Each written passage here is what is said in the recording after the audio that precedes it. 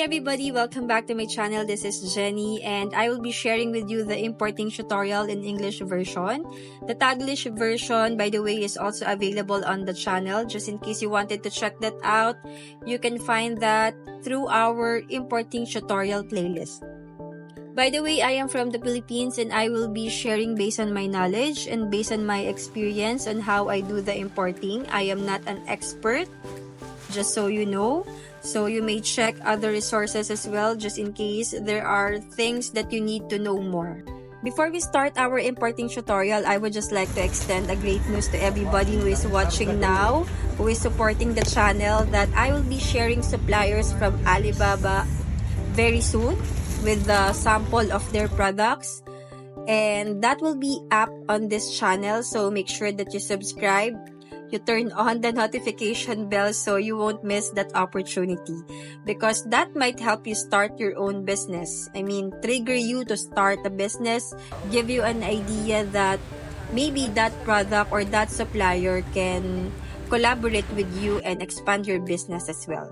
And the last step is about making payments. Before you pay or click the pay button on Alibaba, make sure that your invoice matches your purchase order. And don't forget to check the payment link before paying your supplier. Make sure that the payment link reflects the product that you are purchasing, because there are suppliers that are using different product link to increase the number of sold for that product. That's okay if you are really trusting the supplier and you have been transacting with them for a long time, but if not, please make sure that the product image is accurate based on what you are going to import. And then request the purchase order or your invoice to be attached on the payment link as a supporting document of your transaction to them.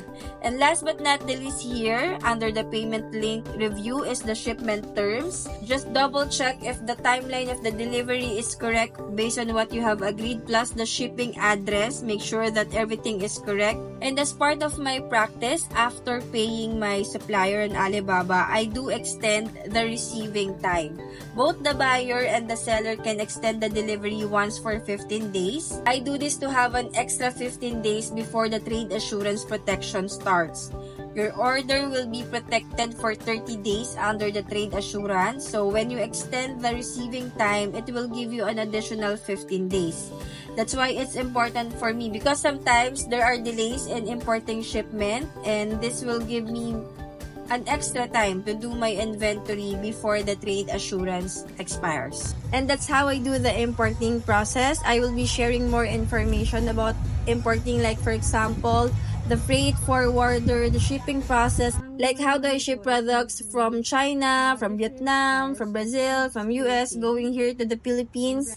Plus, as promised, I will be sharing suppliers with their products so you can check out yourself.